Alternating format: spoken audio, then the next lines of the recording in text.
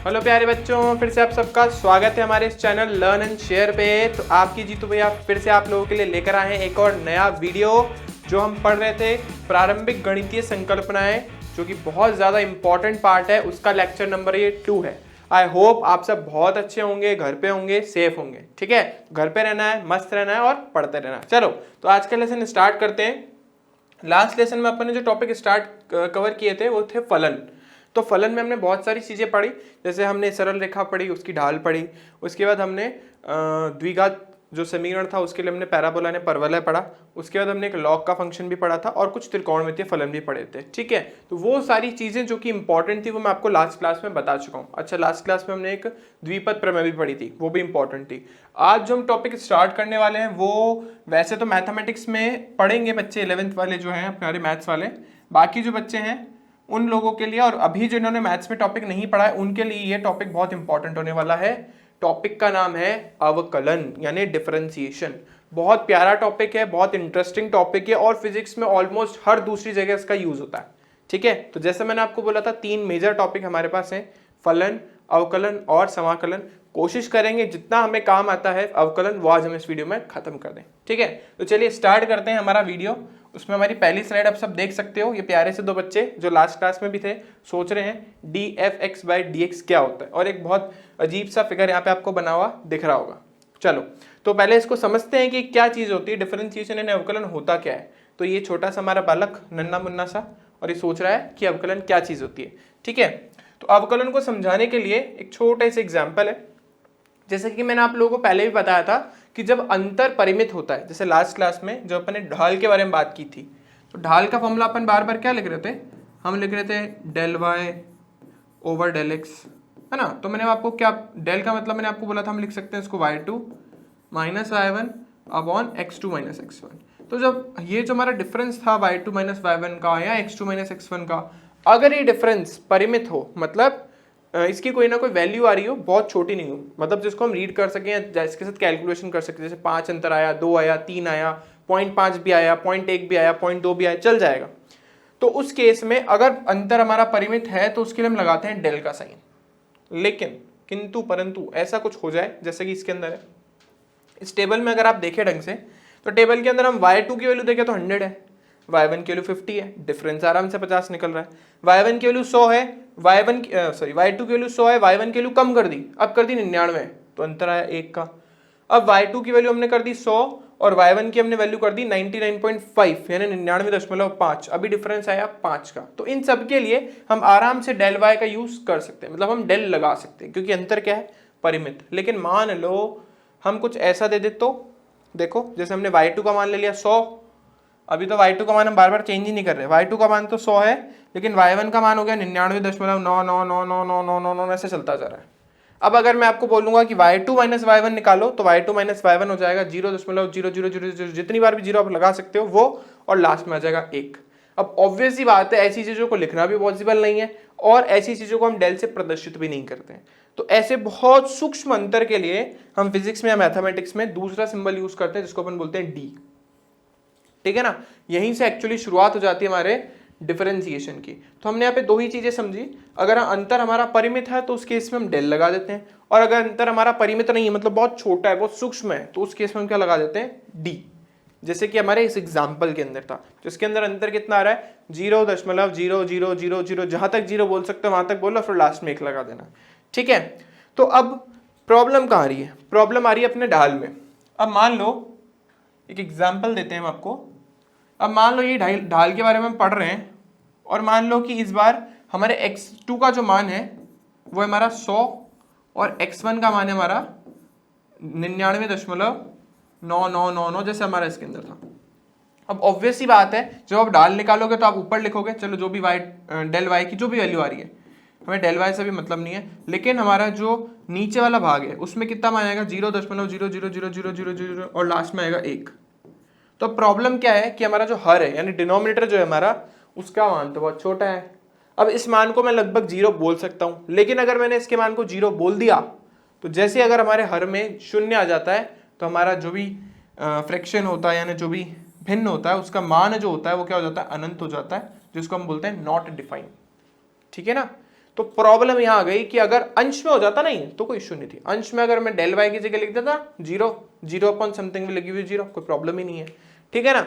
लेकिन अगर हर में ही आ जावे तो ये प्रॉब्लम कर देता है, ठीक है। हर के अंदर इतनी छोटी राशि को हम 0 नहीं लिख सकते, 0 लिखते हमारा आ जाएगा नॉट डिफाइन, यानी उसका मान निकालना संभव नहीं, अनंत आ जाएगा। तो ऐसी प्रॉब्लम्स के साथ डील करने के लिए हम क्या करते हैं, वही पढ़ने वाले हैं आज अपन, ठीक है। तो एक एग्जांपल से और हम आपको समझाते हैं आगे कि हमने पढ़ा कि ढाल हमारी क्या थी, ढाल थी हमारी del Y upon del x.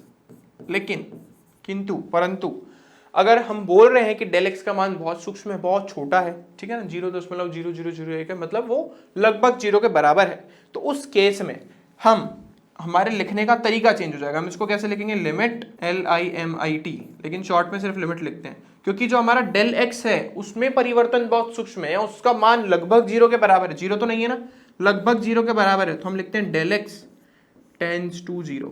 इस एरो को पढ़ते हैं हम टेंड्स टू, हिंदी अंग्रेजी में एक ही है, टेंड्स टू पढ़ना है। तो डेल एक्स का यानी डेल एक्स में जो परिवर्तन है वो इतना सूक्ष्म है कि उसका मान जो है कहां की तरफ जा रहा है, 0 की तरफ, मतलब बहुत ही सूक्ष्म है।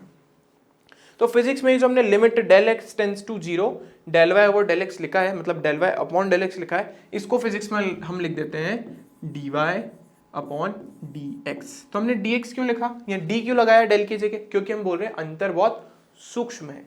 जब अंतर बहुत सूक्ष्म होता है तब, जैसे प्रीवियस केस में था अंतर बहुत सूक्ष्म था, तो मैं यहाँ पे ऑब्वियस सी बात है, यहाँ पे मैं डेल डी वाई मतलब डेल वाई नहीं लिख सकता, मेरे को यहाँ पे क्या लिखना पड़ेगा, डी वाई।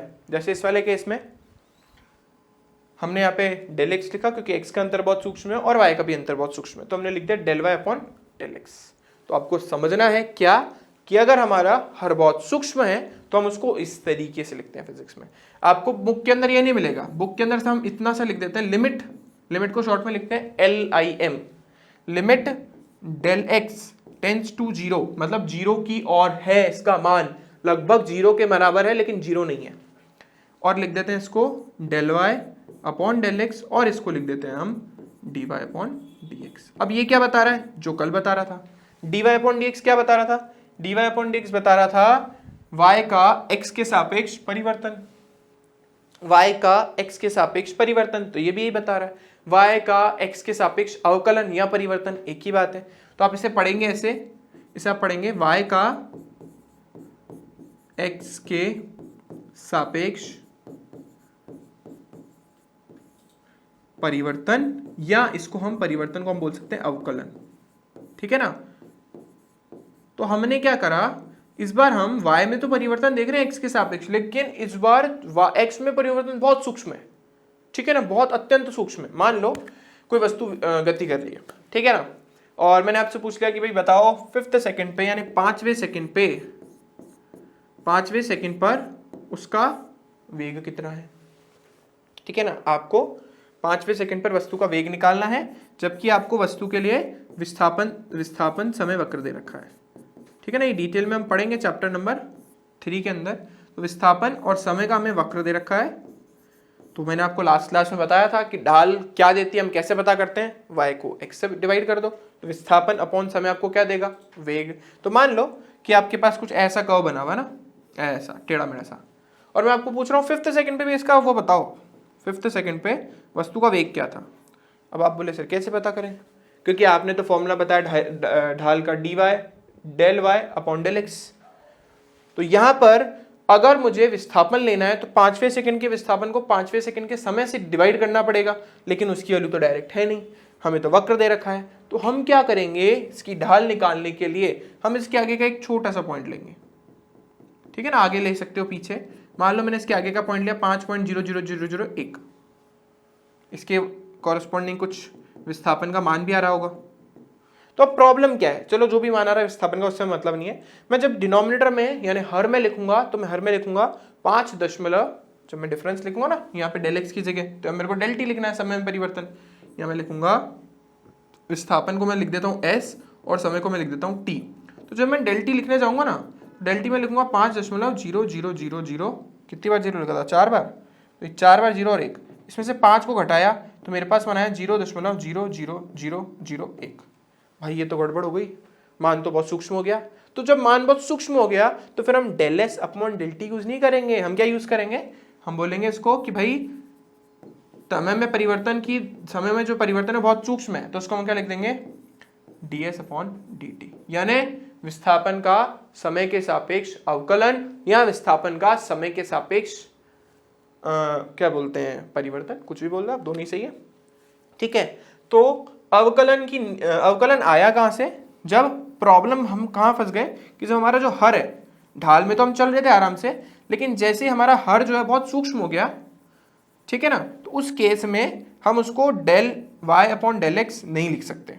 ठीक है ना, तो हम क्या करेंगे, हम लिमिट लगा देंगे, किस पे लगाएंगे, डेल एक्स पे, क्योंकि डेल एक्स बहुत सूक्ष्म है। ठीक है, तो डेल एक्स पे हमने लिमिट लगाई, del x tends to zero. Limit का मतलब जब मान बहुत सूक्ष्म होता है, मतलब किसी के पास जा रहा होता है, जैसे हम बोले ना डेल एक्स का मान जीरो की तरफ अग्रसर है, जीरो की तरफ टेंड करता है, तो उसके लिए हम लिमिट लगा देते हैं।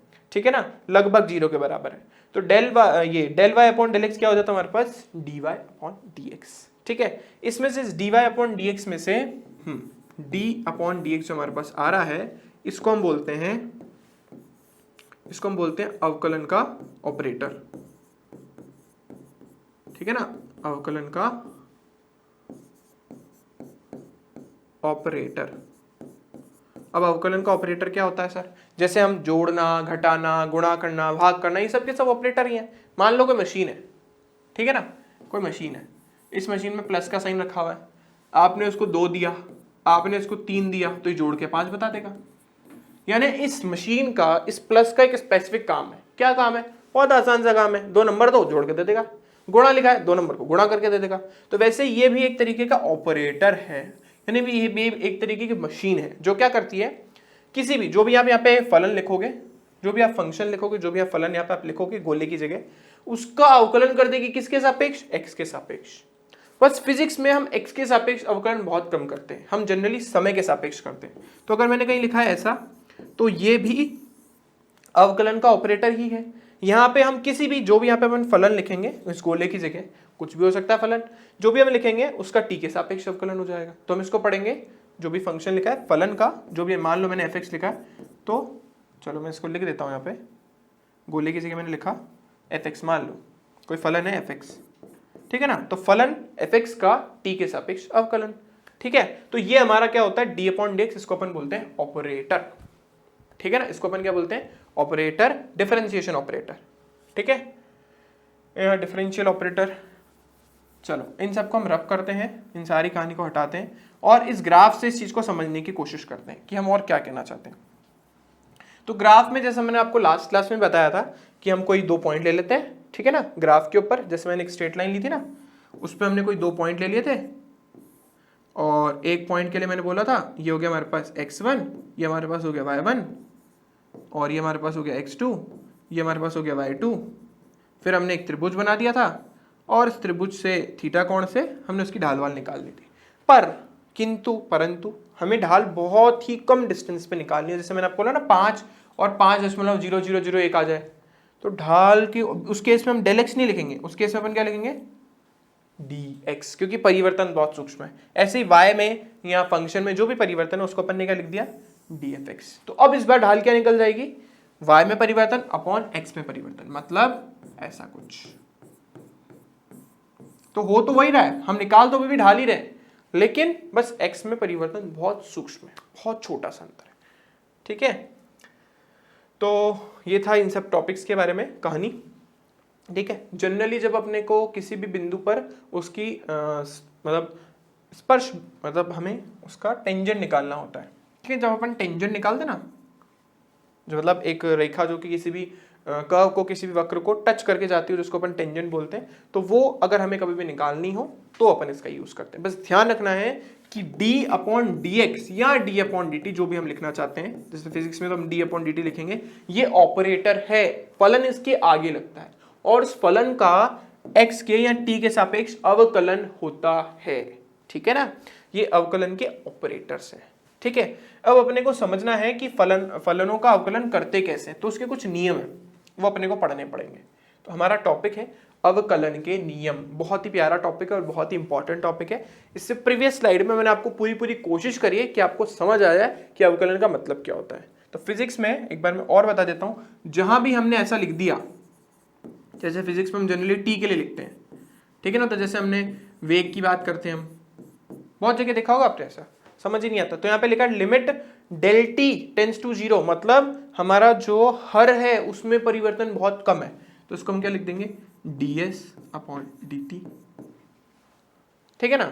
ये हमारा जो ये वेग ही एक्चुअली, क्यों, क्योंकि हमने विस्थापन लिया और समय का वो लिया, विस्थापन अपॉन समय, तो वेग ही होता है। इस प्रकार के वेग को हम बोलते हैं तात्क्षणिक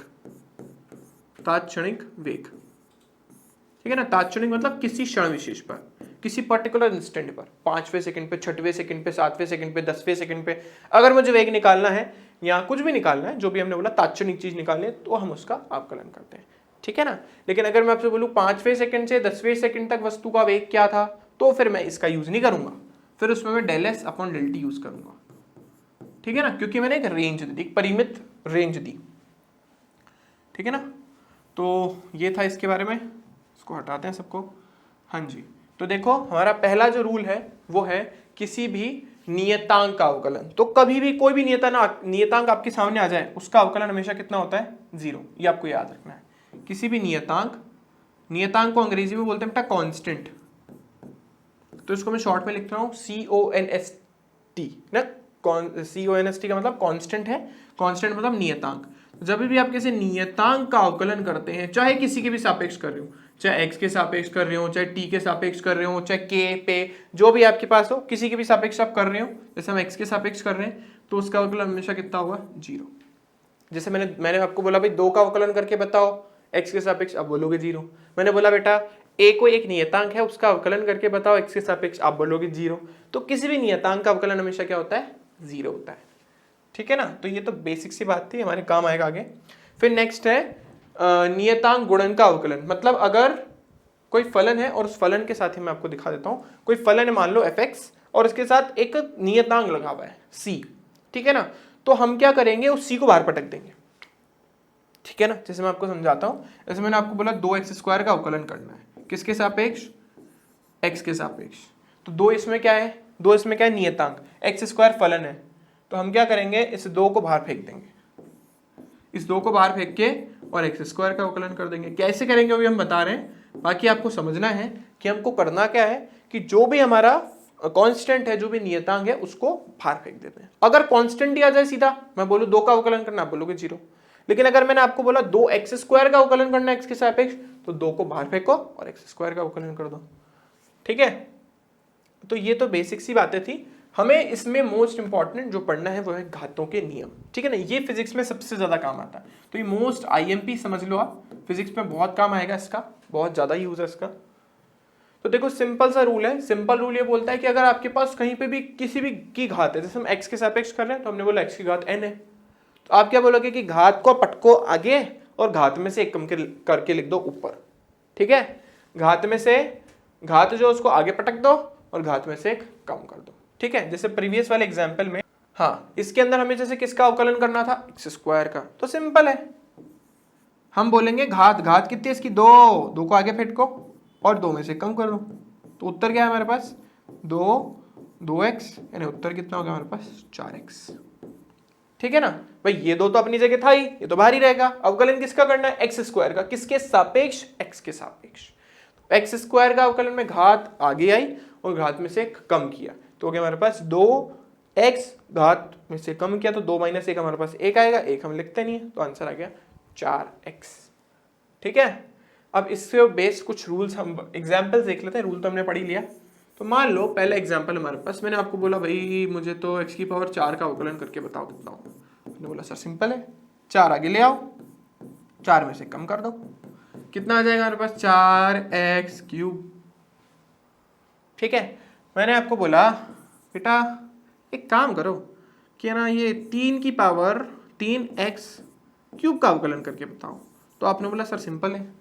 बोला कि भाई सबसे पहले तो इस कांस्टेंट को फेंको बाहर, कांस्टेंट को बाहर फेंकोगे तो आएगा कुछ ऐसा, फिर अवकलन किसका होना, x³ का, तो वही सेम प्रोसीजर, घात को ला देते हैं अपन आगे, तो 3 आगे भाई साहब आगे, और 3 में से हो गए कम, तो उत्तर क्या आ गया हमारे पास, 3 3x², क्योंकि 3 माइनस 1 हमारे को मिलेगा 2। सॉल्व करने पे आ गया हमारे पास 9x²। ठीक है, तो सिंपल सा अवकलन का नियम है। अब हम थोड़े छोटे कॉम्प्लिकेटेड क्वेश्चंस पे चलते हैं। ठीक है, जैसे मैंने आपको बोला इजी तो हमें आ गए। अब मैं अगर आपको बोलूं कि बेटा मुझे ना √x का अवकलन करके बताओ यार, तो आपने बोला ठीक है सर हो जाएगा, लेकिन यार इस पर तो कोई घात ही नहीं है। अब है रूट को हम क्या लिख सकते हैं, x की घात आधा, तो लिख दो आधा। अब वही रूल है जो पहले चल रहा था ना, सिंपल वही रूल लगाना, ज्यादा दिमाग नहीं लगाना। घात को ले आओ आगे, ये आगे आ गई हमारी, और घात में से कर दो एक कम। घात कितनी थी, आधी, उसमें से करा एक कम, तो देखो आधा इज इट इज। आधे में से एक गया तो कितना बचा, माइनस का आधा, है ना। आधे में से -1 घटा दोगे तो माइनस का आधा बचेगा।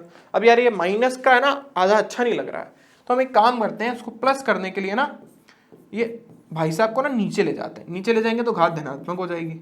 यार अभी भी अच्छा नहीं दिख रहा है, कुछ फील नहीं आ रहा है इसको। तो यार मैंने देखा कि यार घात तो आधी लिखी है, यानी इसको मैं रूट लिख सकता हूँ। तो कुल मिला के √x का अवकलन कितना आया, √x लेके चले थे और लास्ट में उत्तर कितना है, 1/2 √x।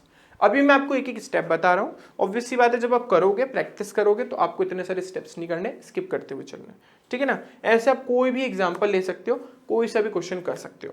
ठीक है ना। अब मान ही लो कि ये ना रूट है ना, ये रूट भाई साहब है ना नीचे आ गए, ये रूट भाई साहब कहाँ गए, नीचे। हाँ, ये रूट भाई साहब कहाँ गए, अब नीचे आ गए है। अब कोई बात नहीं, इन रूट भाई साहब को ऊपर ले जाओ। तो इन रूट भाई साहब को जो ऊपर लेके जाओगे तो इन पे घात थी आधी, ऊपर जाते कितनी हो जाएगी, माइनस की आधी, तो ये हो गया हमारे पास माइनस का आधा। तो सिंपल सा लॉजिक वही सेम। तो घात को सबसे पहले पटको आगे, तो हम पटक देते हैं घात को आगे। ठीक है, वो भी कौन सी है, माइनस, तो माइनस का साइन भी साथ आएगा। अब घात जो थी माइनस का हाफ, उसमें -1 और कर दो, क्या है उत्तर हमारे पास, उत्तर आया -½ और इसकी घात -3/2। तो देखो वही माइनस का हाफ, और ये भाई साहब जब वापस नीचे जाएंगे तो ऋणात्मक से क्या हो जाएंगे, धनात्मक। ऋणात्मक से क्या हो जाएंगे हमारे पास, धनात्मक। तो इसको तो हम करते हैं, हटा देते हैं, थोड़ा सा ज़्यादा लग गई, और x के ऊपर घात आ गई 3/2। ठीक है ना। 3/2 को आप चाहे x√x लिखना चाहते हो तो ठीक है, नहीं तो ये तक ही छोड़ दो। तो इस तरीके से हम किसी का भी अवकलन कर सकते हैं, चाहे जो भी आ जाए, बस √x लिखा है, क्यूब रूट लिखा हुआ आ जाएगा, है ना। मतलब x के ऊपर का पावर 1/3 आ जाएगी, तो 1/3 बाहर फेंको, 1/3 में से 1 माइनस करो तो 2/3 हो जाएगा, वो भी माइनस का। तो कैसे भी आप क्वेश्चन कर सकते हो। ठीक है, तो ये मैंने 4-5 एग्जाम्पल डाले हैं इसके अंदर, ताकि आपको घात का नियम समझ आ जाए। अब इस घात के नियम का आगे हम यूज करेंगे, घात के नियम का यूज करेंगे योग में और घटाव के नियम में। कैसे करेंगे देखते हैं, समझाते हैं क्या करना चाहते हैं हम बोल रहे हैं कि अगर हमारे पास कोई 2 फलन आ जाए, ठीक है, और उन 2 फलनों के बीच में जोड़ का या घटाव का किसी का भी साइन लगा हो, तो हम क्या करेंगे, हम दोनों में, ये हमने बोला था ना d/dx ऑपरेटर होता है, तो इन ऑपरेटरों को अलग अलग बांट देंगे। मतलब हम एक बार fx का अवकलन करेंगे x के सापेक्ष, एक बार gx का अवकलन करेंगे x के सापेक्ष। तो देखो लिख दिया हमने, fx को अलग लिखा, gx को अलग लिखा, दोनों का अलग अलग अवकलन। देखो कलर भी स्पेशली इसलिए अलग बनाया है, d/dx ऑपरेटर है, fx येलो कलर में है तो आपको पहले fx का अवकलन दिखा, फिर gx आपको ऑरेंज कलर में, आपको gx पीछे ऑरेंज कलर में दिखा। ठीक है, तो आपको अवकलन करना है और बीच में जो साइन है आपको लगा देना है। ठीक है ना, ये थोड़ा एक्स्ट्रा बन गया साइन। तो ये हमारे पास हो गया, पहले fx का अवकलन करा x के सापेक्ष और फिर gx। जरूरी बस ध्यान रखना, जो भी बीच में साइन है वो आपको लगा देना। एग्जाम्पल नहीं देखेंगे तब तक तो सर को समझ ही नहीं आएगा। सही बात है, वो तो हम भी कब मना कर रहे हैं। तो मान लीजिए आपके पास अवकलन करने के लिए आ गया यार, मान लो 3x² और -6x और +1। ठीक है सर, 3 आ गया इसमें, तो कोई बात नहीं। तो सबसे पहले तीनों में तो बांट दो, तो ये x² में बांटा, फिर जो माइनस का साइन है वो लगा दो, फिर 6x में बांटा, और फिर लास्ट में वापस जो साइन है वो लगा दो, प्लस का साइन है तो प्लस लगा दो, तो +1 का करना अपने को अवकलन। ठीक है, तो रूल क्या पड़ा, सबसे पहले तो 3 को फेंको आगे, 3 को आगे फेंकने के बाद हम अवकलन करेंगे x² का, इसमें भी 6 को फेंको आगे, x का अवकलन करेंगे। और यहाँ पे तो हमें पता ही है कि भाई ये तो नियतांक है, नियतांक का अवकलन तो 0 होता है, तो कर दो 0।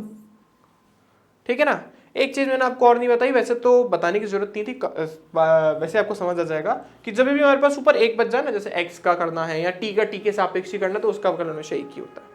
ठीक है ना, क्यों होता है भाई, सर ऐसा पूछ ले आपसे कोई क्यों होता है, तो जो अभी अपन ने रूल लगाया था, घात को आगे ले आओ और घात में से कम कर दो, सॉल्व करने पे x की पावर 0 उसकी वैल्यू 1 ही होती है। इसीलिए जब भी हम किसी का भी अवकलन करते हैं उसी के सापेक्ष, जैसे x का अवकलन x के सापेक्ष हो रहा है तो उसका मान 1 आएगा, है ना। कटते नहीं है, ऐसे नहीं आप सोचो कट गए इसलिए हो गया, काट सकते हो लेकिन काटते नहीं है, इस वजह से होता है ना, जो यहाँ पे रीजन लिखा। तो यहाँ पे हमारे पास देखो इसके अंदर तो सीधा सीधा सा लॉजिक कि भाई वो 2 घात आगे आई और 2 में से कम हो गया, इसका हमने आपको बताया 1 ही आएगा, तो लास्ट में उत्तर कितना आया, 3 दूनी 6x माइनस का 6, ये हमारा अवकलन हो गया, सिंपल। अब फिजिक्स का एक छोटा सा कोई क्वेश्चन देख लेते हैं भाई यार, एक अच्छा सा क्वेश्चन देखो, मान लो कि कहीं अपने को विस्थापन दे रखा है वस्तु का, तो वस्तु का विस्थापन है हमारे पास, विस्थापन को अपन यहाँ पे बोल देते हैं x से, उसका अवकलन हो गया और उसका मान दे रखा अपने को, कुछ भी लिख दो यार, अब मैं मन से लिख रहा हूँ, है ना। आपसे पूछ लिया इसका वेग क्या होगा, बताइए वेग का मान क्या होगा, ठीक है ना, इसका वेग का मान पूछ लिया। अब यार सिंपल है, वेग निकालना है यार, वेग क्या होता है, विस्थापन में परिवर्तन की दर होता है, तो विस्थापन दे रखा है, वेग निकालना है, तो कोई नहीं इसका अवकलन कर दो, क्योंकि वेग किसके बराबर होता है, विस्थापन में परिवर्तन की दर। तो हम इस x का t के सापेक्ष अवकलन करेंगे, क्योंकि हमारे फिजिक्स में x के सापेक्ष का भी अवकलन करने के लिए बहुत ही रेयरली आएगा, t के सापेक्ष मैक्सिमम टाइम आएगा। तो एक क्वेश्चन मैंने आपके लिए डाल दिया जब हमें t के सापेक्ष अवकलन करना है, तो बिल्कुल सेम प्रोसीजर है जैसे पहले किया था, कुछ अलग नहीं है, बस इस बार t के सापेक्ष होगा। तो हम ये पूरा फलन पहले लिख देते हैं और फिर इस पूरे का t के सापेक्ष अवकलन कर डालते हैं, ठीक है। तो पहले जैसा किया था वही देखो, 3t क्यूब का अलग और माइनस का 6t स्क्वायर अलग और प्लस का 5t अलग और 1 का अलग, ठीक है ना। अब तो आपको थोड़ा बहुत आ गया होगा, तो मैं थोड़ा सा डायरेक्ट कर देता हूं कि भाई इस 3 को पहले अपन आगे फेंकेंगे, फेंक दिया, फिर t क्यूब का किया, 3 घात आगे आई, 3 को तो आगे फेंका, 3 आगे ली घात और 1 कम कर दी, तो स्क्वायर हो गया, ठीक है ना। ओहो t, हमें x लिखने की आदत है, ये आ गया हमारे पास t, ठीक है। अब नेक्स्ट देखो, 6 को आगे फेंकोगे, t स्क्वायर का करोगे तो 2 घात आ जाएगी, 1 घात कम हो जाएगी, तो माइनस का 6 एज इट इज और t स्क्वायर का हो गया 2t। ऐसे ही ये 5 बाहर जाएगा, dt सेम 1 लिख दो, प्लस का 5, और लास्ट में यार ये तो नियतांक है तो ये तो 0 हो गया, उसको तो हम लिखे नहीं, लिखे एक ही बात है। उत्तर क्या आया, 9t स्क्वायर माइनस का 12t और प्लस का 5, ये आ गया हमारे पास अवकलन, ठीक है, t के सापेक्ष। तो हमें वेग का मान मिल गया। अब मान लो क्वेश्चन में उसने पूछा 5th सेकंड पे वेग निकालो यार, तो अब कुछ मत करो इस पूरी वैल्यू में, क्योंकि वेग का मान तो हमें मिल गया, तात्क्षणिक वेग का मान, तो तात्क्षणिक वेग के अंदर t की जगह 5 रख दो, 6 रख दो, 7 रख दो, जो भी उस पर पूछा उसने। 5वें सेकंड पे पूछा है 5 रखो, 6वें सेकंड पे पूछा है 6 रखो, 10वें सेकंड पूछा है 10 रख दो, पहले सेकंड पे पूछा है 1 रख दो। क्वेश्चन करेंगे हम 3rd चैप्टर में, तो उसके अंदर घबराने की जरूरत नहीं है, बस आपको यहाँ पे अवकलन समझना है कि होता कैसे, ठीक है ना। बाकी हमने x को t के सापेक्ष क्यों करा वो सब हम पढ़ लेंगे आराम से 3rd चैप्टर में। आपको सिर्फ अवकलन समझना है कैसे होता है, जो नीचे लिखा होता है बस उसके सापेक्ष करना है, ठीक है। चलो फिर अपन थोड़ा आगे चलते हैं।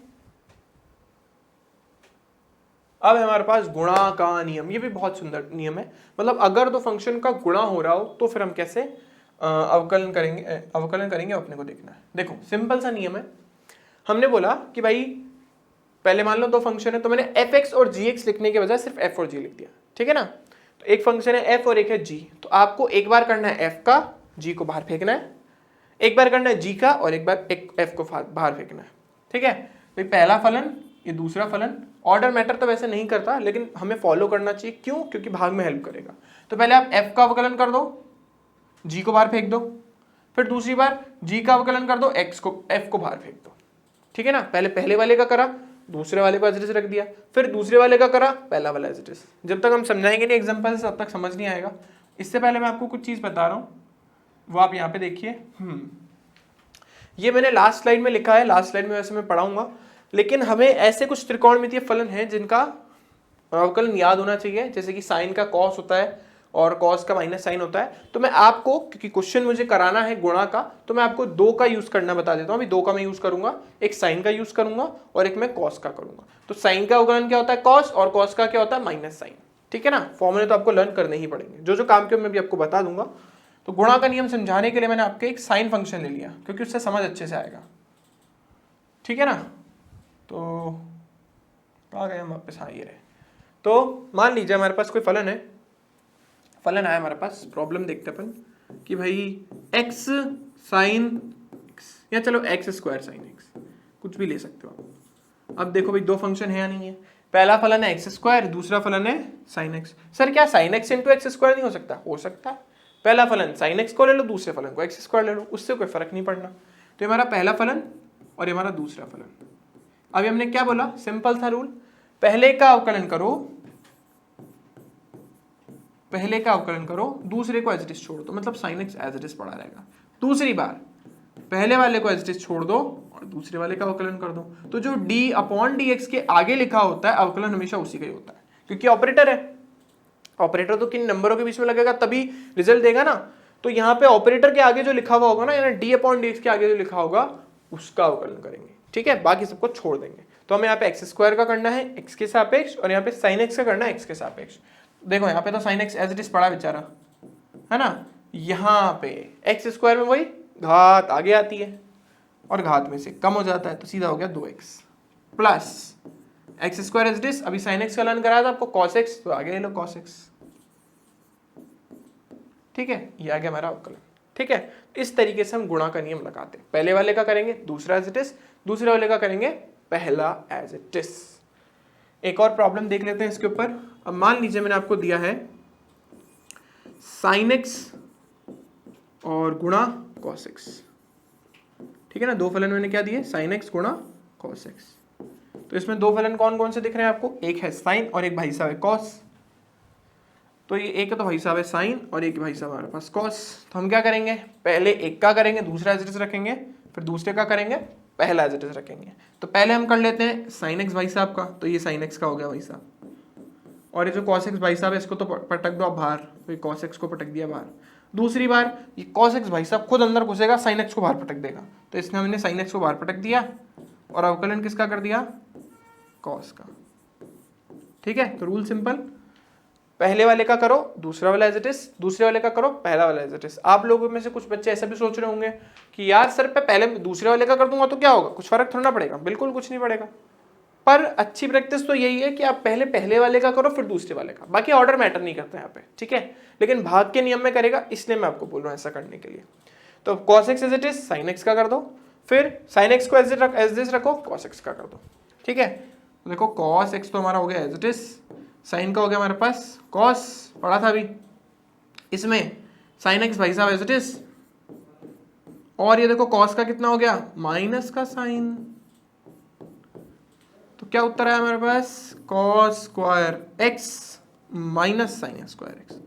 अगर आपको याद है तो ठीक, नहीं तो मैंने लास्ट क्लास में एक छोटी सी आइडेंटिटी पढ़ाई थी, cos square x minus sine square x जो होता है वो cos 2x के इक्वल होता है। तो आप लिखना चाहो तो ठीक है, नहीं तो यहीं तक है, हमारा उत्तर तो यहीं पे खत्म हो गया है ना। ये नीचे तो मैं फालतू की बात लिख रहा हूँ एक छोटी सी आइडेंटिटी का यूज करके बस, नहीं तो हमारा उत्तर यही आ गया है ना। cos into cos cos square हो गया, और साइन इंटू साइन जो है साइन स्क्वायर हो गया। अच्छा, एक छोटा सा मिसकॉन्सेप्ट बच्चों में मैंने बहुत देखा है, कुछ बच्चे सोचते हैं, शायद मैंने पहले ही बताया था, कि ये साइन स्क्वायर एक्स और ये साइन एक्स का होल स्क्वायर दोनों में कुछ अंतर होता है, लेकिन ऐसा कुछ नहीं, दोनों सेम ही चीज़ है। ठीक है ना, तो अगर आप साइन एक्स का होल स्क्वायर लिखो या साइन स्क्वायर एक्स लिखो, दोनों सेम ही चीज़ है। लेकिन अगर आपने ऐसा लिख दिया तो इसका मतलब अलग है। इसका मतलब है हमने पहले एक्स का स्क्वायर करा है, फिर जो एक्स मान आया है उसका हमने साइन निकाला है। ठीक है, इस चीज़ का भी आप थोड़ा ध्यान रखें, शायद मैंने प्रीवियस किसी क्लास में बताया भी था। तो यहाँ पे अगर मैं cos x का होल स्क्वायर लिखूँ या cos स्क्वायर x लिखूँ, दोनों का मतलब सेम ही है। कुछ बच्चे सोचेंगे यार सर मेरा तो मन था ऐसे लिखने का, हमने तो बचपन से ऐसे ही सीखा। अरे तो कोई बात नहीं, आप ऐसे लिख दो cos x का होल स्क्वायर और ये माइनस साइन x का होल स्क्वायर। आप गलती से इसको 1 मत कर देना, क्योंकि cos square x plus sine square x 1 होता है, ना कि माइनस। ठीक है, तो यहाँ पे अपने गुणा का नियम सीखा। हमें सिर्फ बेसिक नॉलेज होनी चाहिए कि गुणा का नियम कैसे लगाते हैं। बाकी प्रैक्टिस के लिए तो आप कोई भी दो फलन ले लो, कर दो गुणा उसका, ठीक है ना, और निकाल लो उसका हमारा अवकलन। अब अपन आगे सीखते हैं भाग का नियम। भाग का नियम भी बहुत सही है, बहुत अच्छा नियम है। देखो करना क्या है, सिंपल सा लॉजिक, दो फलन है भाग में दिए हुए हैं, नीचे वाला फलन उसका स्क्वायर करेंगे, नीचे वाले फलन का वर्ग या स्क्वायर करेंगे। ऊपर वाले के अंदर देखो, पहले ऊपर वाले का अवकलन किया, नीचे वाले को एज इट इज रखा, फिर नीचे वाले का अवकलन किया, ऊपर वाले को एज इट इज रखा। मैंने आपको यही बोला था इसलिए वहां पे कि प्रैक्टिस अच्छी ही रखो कि पहले वाले का करना है फिर दूसरे वाले का, तो यहाँ पे भी हेल्प करेगा। पहले ऊपर वाले का करना है, नीचे वाले को एज इट इज रखना है, फिर नीचे वाले का करना है, ऊपर वाले को एज इट इज रखना है, बीच में माइनस का साइन और नीचे जो भी नीचे था उसका वर्ग, ठीक है ना। वैसे तो आप इसको जो हमने घात का नियम पढ़ा था उससे कर सकते हो, घात और गुणा के नियम से, पर मैं इसका प्रूफ नहीं बताऊंगा आपको, है ना, वो हमारे काम का भी नहीं है, ठीक है। तो हम ले लेते हैं किसका एक एग्जाम्पल। मान लो मैंने लिया एक सिंपल सा, पहले तो ले लेते हैं x square upon cos x, ठीक है। तो सिंपल क्या करना है, सबसे पहले तो नीचे वाले का सीधा सीधा स्क्वायर कर दो, तो कॉस एक्स का हमने होल स्क्वायर कर दिया। अब पहले ऊपर वाले का करो, नीचे वाला एज इट इज, फिर नीचे वाले का करो, ऊपर वाला एज इट इज। इसमें ध्यान रखना है माइनस है और उसमें क्या होता था प्लस, तो पहले हम एक्स स्क्वायर का अवकलन करेंगे, एक्स के सापेक्ष कॉस एक्स को एज इट इज रखेंगे माइनस, फिर हम एक्स स्क्वायर को एज इट इज रखेंगे और इस बार अवकलन करेंगे कॉस एक्स का, ठीक है ना, पहले वाले का फिर दूसरे वाले का, ठीक है, सिंपल।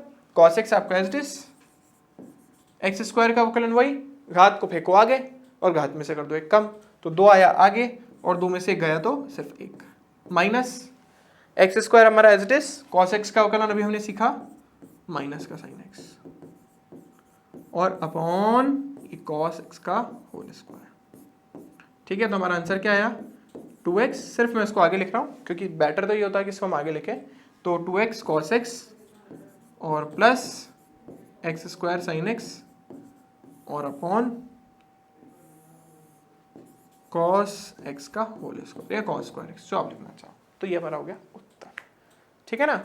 इसका एक और एग्जाम्पल देख लेते हैं ताकि आपको थोड़ी सी क्लियरिटी और हो जाए, ठीक है। आई गेस 2 एग्जाम्पल सफिशिएंट है, बाकी तो मैंने आपको बोला आप जितनी प्रैक्टिस करो उतनी कम है, लेकिन हमें इतनी भी नहीं करनी क्योंकि हमको मैथ्स तो पढ़नी नहीं है, हमें तो फिजिक्स ही पढ़नी है, ठीक है। तो एक दूसरे एग्जाम्पल हम और देख लेते हैं। बस ऐसा है कि भाई जब मैं कोई डेरिवेशन करा रहा हूँ और मैं आपको बोलूँ बेटा यार ये ऐसे हुआ, ये ऐसे हुआ, तो आपको बस एकदम से स्ट्राइक करना चाहिए यार डिफरेंशिएशन हमने ऐसे पढ़ा था, ठीक है, नहीं तो प्रॉब्लम हो जाएगी। हाँ जी, तो अब मान लो कि हमें अवकलन करना है sine x upon cos x का, कर लेते हैं भाई। तो हमने क्या बोला भाई, नीचे वाले को तो भाई उसका स्क्वायर कर दो, तो कर दिया हमने नीचे वाले का स्क्वायर। फिर यार ऐसा करो ऊपर वाले का अवकलन कर दो, तो ये ऊपर वाले का अवकलन, और उस टाइम में नीचे वाले को ऐसे छोड़ दो, फिर माइनस, फिर नीचे वाले का अवकलन करो, तो ये नीचे वाले का अवकलन करा और ऊपर वाले को एज इट इज छोड़ दिया, ठीक है। ये आ गया हमारे पास। तो साइन एक्स का अवकलन हमें पता ही क्या होता है, कॉस एक्स, तो ये कॉस एक्स गुणा कॉस एक्स, ठीक है, और minus sine x as it is, और हमारा कॉस का हो गया माइनस का साइन, ठीक है ना, अपॉन कॉस एक्स का होल स्क्वायर। अब देखो ऊपर वाला तो सिंपल ही है, माइनस का साइन, माइनस माइनस हो गया प्लस, यह हो गया कॉस स्क्वायर एक्स, वहां हो गया sine square X, minus minus plus आ गया, cos square plus sine square होता है 1, हमारे पास है 1 बटा कॉस स्क्वायर,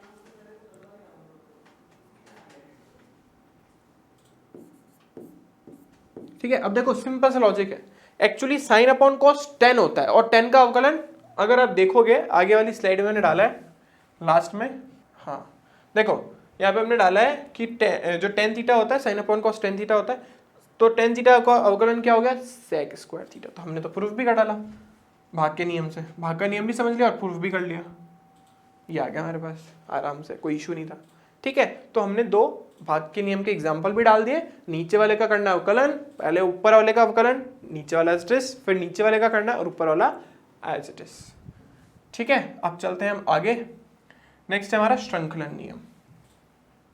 थोड़ा सा गड़बड़ हो गया है, यहाँ पे आएगा श्रृंखलन, ठीक है। तो ये जो श्रृंखला नियम है इसको हम बोलते हैं अंग्रेजी में चेन रूल बोलते हैं इसको, ठीक है। हम इसकी डिटेल में ज़्यादा नहीं जाएंगे क्योंकि हमें डिटेल में जाना ही नहीं, हमें जितना जितना ऊपर का समझना है उतना उतना हम समझ लेते हैं, जबकि बाकी चेन रूल के डेप्थ में हमें नहीं जाना, ठीक है। तो चेन रूल बोलता क्या, मैं आपको समझाता हूँ सिंपल से वर्ड्स में। पहले तो मान लीजिए हमारे पास कोई 3-4 फलन है, ए जो है वो बी पर निर्भर करता है और बी जो है वो सी पर निर्भर करता है। अब मैं आपको बोलूँ कि यार एक काम करके बताओ मेरे को, है ना, आप है ना सी का अवकलन हमें ए के सापेक्ष करना, आपने ठीक है कर लेंगे, लेकिन प्रॉब्लम क्या है, ए पहले बी पर निर्भर करता है और बी पहले बी पर सी पर निर्भर करता है। तो हम क्या बोलेंगे, हम बोलेंगे यार ऐसा करो, आप पहले ना सी का अवकलन कर लो किसके सापेक्ष, बी के सापेक्ष, क्योंकि बी जो है ना, जो सी है ना वो बी का फलन है। फिर जो उत्तर है ना उसमें बी का अवकलन कर लो ए के सापेक्ष,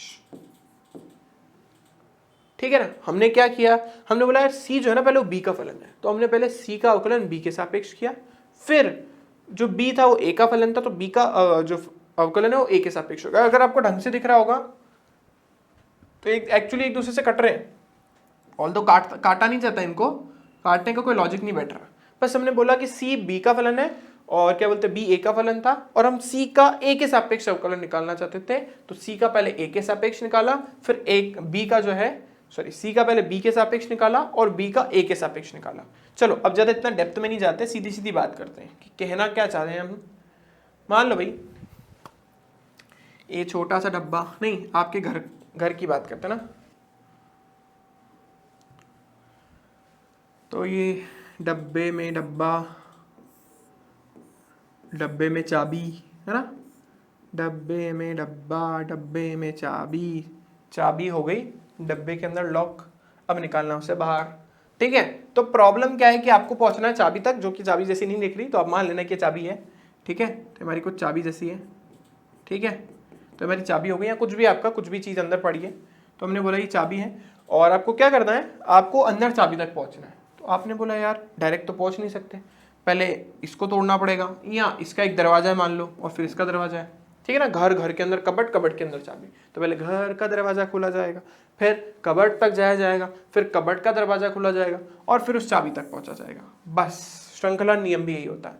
श्रृंखला नियम भी कुछ ऐसा ही बोलता है कि अगर हमें किसी का भी अवकलन करना है, ठीक है ना, जैसे मैंने आपको बोला, हमने बोला आपको बेटा कि sin 2x का अवकलन करके बताओ यार, आप बोले सर ये कैसे हो सकता है, हमने तो sin x का पढ़ा, sin 2x का तो पढ़ा ही नहीं, sin x का तो हमने पढ़ा सीधा सीधा बस cos x, लेकिन यहाँ पे तो sin 2x आ गया, अब क्या करें।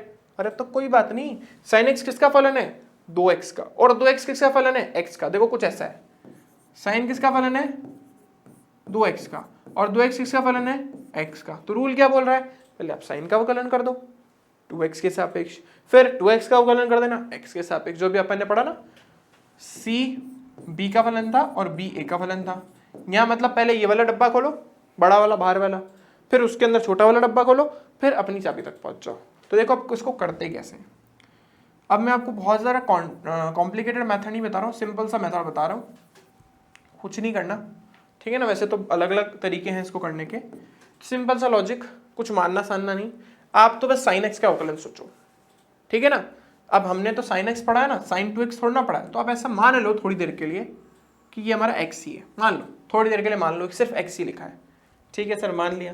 तो मैंने आपसे पूछा यार sin x का अवकलन कितना होता है, आपने बोला सर cos x, चलो मैंने लिख दिया, लेकिन cos के साथ x नहीं लिखना है क्योंकि एक्चुअल फलन तो 2 ही था, तो हम यहाँ पे cos के साथ 2x ही लिखेंगे, ठीक है ना। आगे क्या करेंगे, आगे ही करेंगे कि जिसको माना था, किसको माना था, 2x को माना था ना, x अज्यूम कर लिया था, तो 2x का वापस कर दो x के सापेक्ष। अब वही 2 को भागोगे बाहर और x का करोगे, x का x के सापेक्ष अवकलन एक ही होता है। उत्तर को मिला के कुछ ऐसा आया, ठीक है, तो उत्तर आया हमारे पास 2 cos 2x, ये हो गया हमारे पास आंसर, ठीक है ना। बाकी अगर किसी को ज़्यादा पढ़ना है तो जैसे मैंने आपको बोला, जैसे हम मैथ्स पढ़ा रहे होंगे तब सब सर आपको जब चेन रूल सिखाएंगे तब आप सीख लेना। मैथ्स वाले तो सीखेंगे, बायोलॉजी वालों के ऊपर है, ज़्यादा हमारे रूल यूज़ नहीं आना, जितना यूज़ आता है मैं आपको उतना बेसिक बता रहा हूँ, ठीक है ना।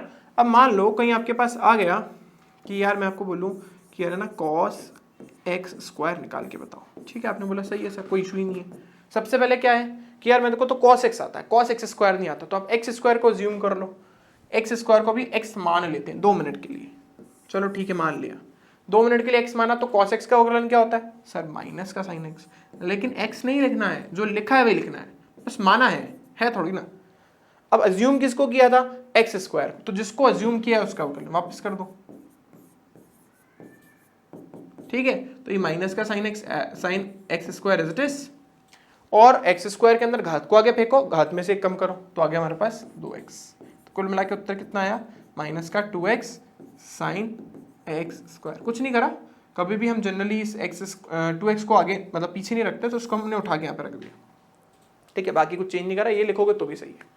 तो ये हमारा चेन रूल, ज्यादा डिटेल में नहीं जाना अपने को, ज्यादा कॉम्प्लिकेटेड क्वेश्चंस भी नहीं हमारे पास आने वाले, बस अपने को समझना है, ठीक है ना। अगर आपको फिर भी समझ नहीं आ रहा है, क्योंकि हमारे पास सिर्फ ऐसे टाइप के क्वेश्चंस आएंगे, तो हमको इतना सा समझना है कि सबसे पहले आप साइन या कॉस का अवकलन कर दो, फिर उसके बाद जो अंदर बचा ना उसका अवकलन कर दो, ठीक है ना। बाकी मैंने आपको लॉजिक बता ही दिया। जैसे हम एक जगह मान लो मैंने आपको एक क्वेश्चन दिया, हम करेंगे ऐसा कि हमने आपको दिया यार कि है ना कॉस ओमेगा टी, ये ओमेगा होता है बेटा, this is called omega plus phi, यहाँ पे फाई नियतांक है, तो इसका cos omega t plus phi का हमें टी के सापेक्ष अवकलन। अरे यार सर ये तो बहुत अजीब सा क्वेश्चन आ गया है, ये तो पहले कभी कुछ देखा ही नहीं, पर फिजिक्स में ऐसी टर्में मिलेगी, लेकिन घबराना नहीं है, जब हम पढ़ेंगे तो आ जाएगी। अभी मैंने एकदम से लिखी है तो शायद आपको नहीं आए, हमें यहाँ पे सिर्फ अवकलन सीखना है इसलिए लिखिए। तो कॉस का करोगे क्यों, क्योंकि अंदर वाले के बारे में पता नहीं है, तो अंदर वाले को भी थोड़ी देर के लिए टी मान लो, क्योंकि टी के सापेक्ष हो रहा है। पहले एक्स मान रहे थे क्योंकि एक्स के सापेक्ष हो रहा था, अभी 2 मिनट के लिए इसको टी मान लेते हैं। तो यार कॉस एक्स का अवकलन कितना होता है यार माइनस का साइन एक्स होता है, टी है तो टी हो गया, तो माइनस का साइन, और मैंने आपको बोला था जो कोण लिखा उसको पूरा का पूरा एज फेंक दो अंदर। अब माना किसको था इस पूरे को, तो इस पूरे का वापस अवकलन कर लो ना यार, ठीक है ना। अब देखो यहाँ पे लगा हमारा जोड़ का नियम, ठीक है ना, जोड़ और योग वाला जो हमारा नियम था वो लगा, तो माइनस का sine omega t plus phi तो एज इट इज, और अवकलन हो गया हमारे पास इसी के साथ गुणा आ जाएगा। चलो मैं इसके नीचे लिख देता हूँ, सबसे पहले ओमेगा टी का अवकलन हो जाएगा टी के सापेक्ष, और प्लस फाई का अवकलन हो जाएगा टी के सापेक्ष, नहीं इसके साथ गुणा में ही है, ऊपर जगह नहीं बची इसलिए हमने लिखा। अब जब हम ओमेगा टी के अंदर ओमेगा नियतांक है और फाई भी नियतांक है, मैं आपको यहाँ पे पहले बता दूं कि ओमेगा नियतांक है और फाई भी नियतांक है, ठीक है। तो आपको उसको नियतांक की तरह ट्रीट करना है, तो आप सबसे पहले आप जानते हो नियतांक को बाहर फेंक देते, तो फेंक दिया मैंने। तो डी टी का अवकलन वही टी का अवकलन टी के सापेक्ष 1 होता है, तो यहाँ पे सिर्फ बचा हमारे पास ओमेगा, और इसके अंदर फाई नियतांक है यार, नियतांक का तो किसी के सापेक्ष भी अवकलन 0 ही होता है, तो ये टर्म हो गई 0। तो बचा क्या घूम फिर के, इसमें सिर्फ ओमेगा, इसमें 0, और बचा बस कुछ नहीं, तो माइनस का omega sine omega t plus phi. इसको मैं ऊपर लिख देता हूं क्योंकि आएगा दिखेगा नहीं आपको। तो इसका उत्तर यहां लिख देते हैं हम, क्या है हमारे पास आया माइनस का sine omega t plus phi, और अंदर वाले के अंदर हमारे पास है ओमेगा प्लस 0, ठीक है ना। तो कुल मिला के उत्तर आया माइनस का omega sine omega t plus phi. घबराना नहीं है, इसको देख के इक्वेशन को पढ़ लेंगे, आगे धीरे धीरे समझ आ जाएगी, ठीक है। इतनी जल्दी भी नहीं करनी अपने को, बस एक एग्जांपल था ताकि आप समझ पाए कहाँ हम ये कैसे यूज करने वाले हैं, वो आपको समझना, ठीक है। चलो अब चलते हैं सबसे लास्ट रूल पे, वो है हमारा, अच्छा हमने उच्च घातों के अवकलन में लिख दिया क्या, ओहो श्रृंखलन नियम के बजाय हमने उच्च घातों के अवकलन में लिख दिया। चलो कोई बात नहीं, अभी इसको हम श्रृंखलन नियम काट के कर देते हैं, ये हमारे पास हो गया श्रृंखलन नियम, ठीक है ना। गलती से उस स्लाइड में लिखना था और इस स्लाइड में हमने लिख डाला, कोई बात नहीं, इसको काट देते हैं, और प्रीवियस वाली जो स्लाइड है उसमें हम लिख देते हैं उच्च घातों का अवकलन, है ना।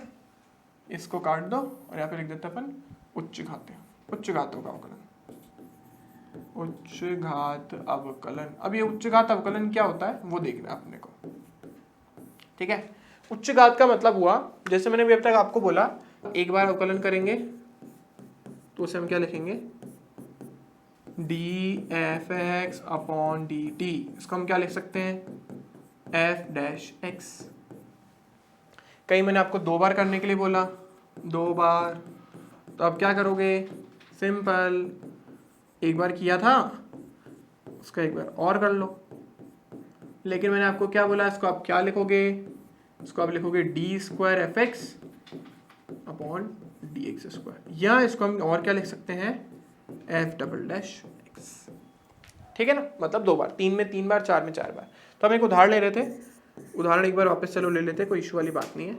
मान लो एक्स हमें दे रखा है, इस बार क्वेश्चन चेंज करते हैं, 5t cube plus 3t square plus 60 plus 1।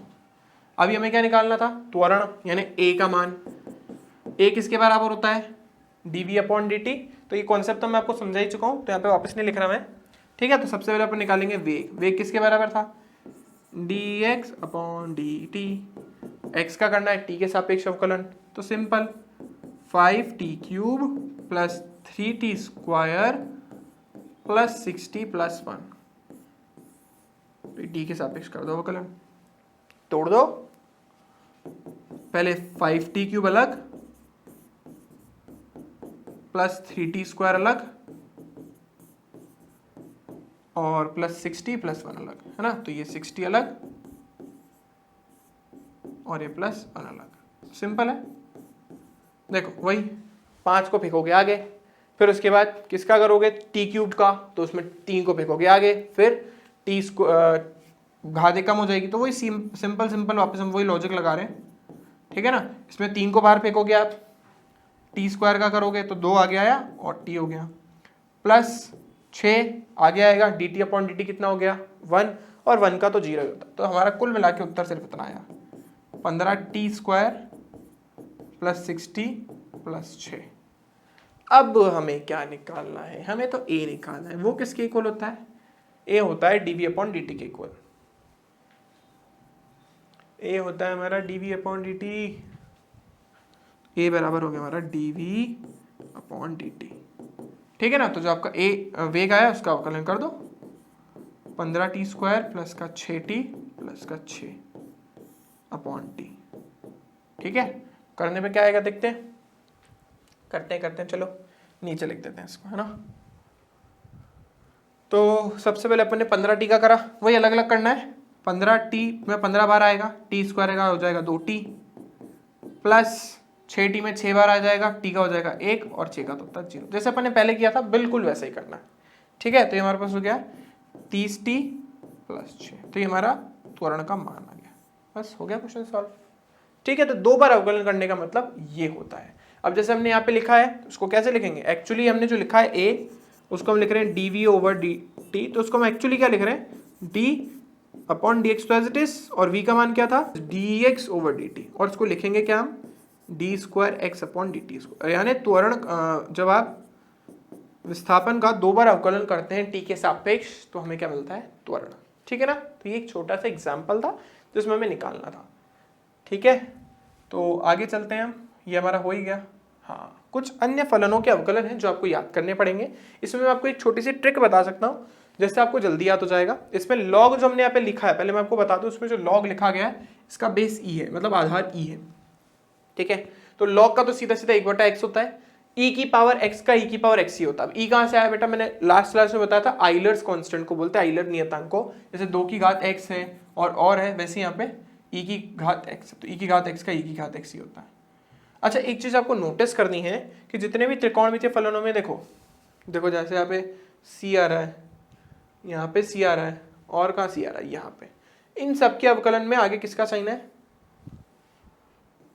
Minus का। तो जहां पे भी जब आप अवकलन कर रहे हैं तो जिसके भी त्रिकोणमितीय फलन में c से स्टार्टिंग या स्पेलिंग की स्टार्टिंग होती है तो उसमें माइनस आना है।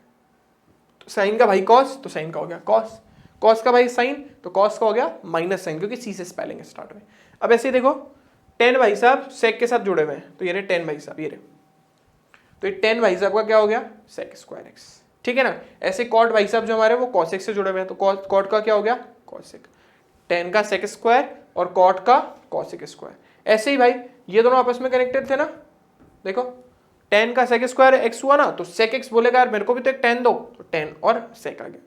ऐसे ये दोनों भाई भी आपस में कनेक्टेड है, तो इसके अंदर भी जैसे cot का करने में हमें cos स्क्वायर x मिला था, तो cos का करने पे cos x cot x मिल जाएगा।